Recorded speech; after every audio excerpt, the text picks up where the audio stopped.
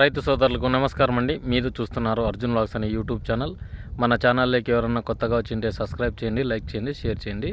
ఈరోజు ఈ వీడియోలోన మిరప బ్యాడిగా బళ్ళారి హుబ్లీ మార్కెట్లోన కాకుండా ఈ ఏసీ మార్కెట్ ఏ విధంగా నడుస్తుందనేది ముఖ్య సమాచారం అన్నమాట.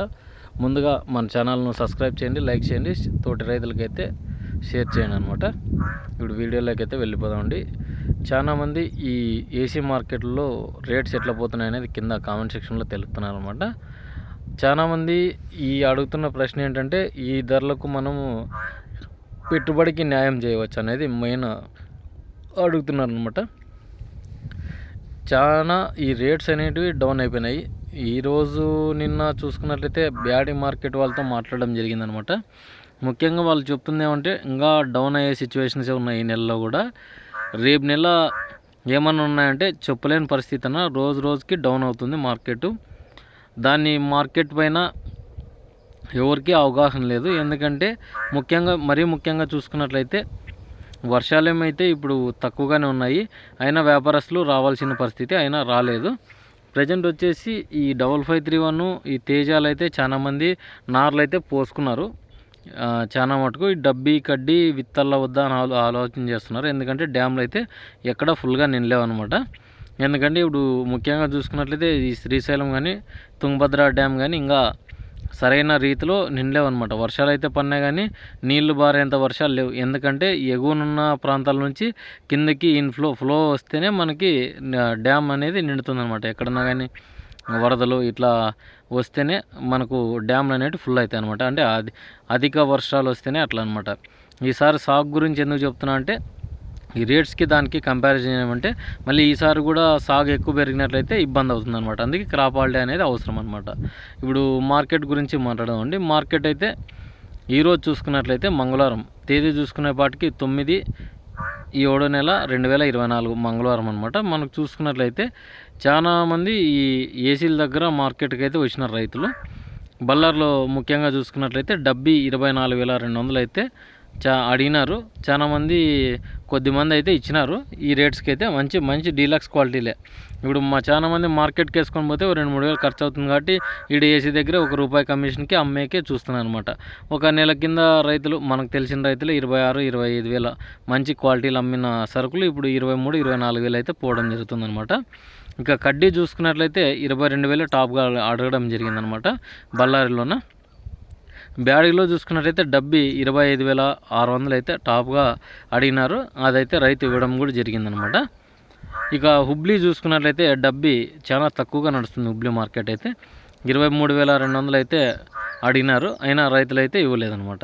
ఇక కడ్డీ చూసుకున్నట్లయితే హుబ్లీ కానీ బ్యాడ్కి కానీ ఒకటే రేటే నడడం జరిగింది. 18,500 అట్లా అడుగుతున్నారు. అంటే మీడియంలో నుంచి బెస్ట్ క్వాలిటీలు అనమాట. చాలా టాప్ క్వాలిటీ వచ్చేసి కడ్డీ 20,000 21,000 అంటే టాప్గా వెళ్తుందన్నమాట. ఇక బ్యాడ్గా ఈ హుబ్లీలో మనకు 2043 ఒకటే రేటే నడుస్తుంది. ₹1,000 అటు ఇటు. బ్యాడ్గా కాస్త ₹1,000 జంప్ అయ్యిందనమాట. ఎందుకంటే ఎప్పటికైనా కానీ వ్యాపారస్తులు అక్కడ ఎక్కువకి వస్తారు కాబట్టి అక్కడే కొంచెం రేట్ అనేది 1,000-2,000 అనేది బాగానే పోతుంది. బాగా చూసుకున్నట్లయితే 2043 అయితే మెయిన్గా 16,500 అయితే టాప్గా ఆడడం జరిగింది, ఇవ్వడం కూడా జరిగిందనమాట.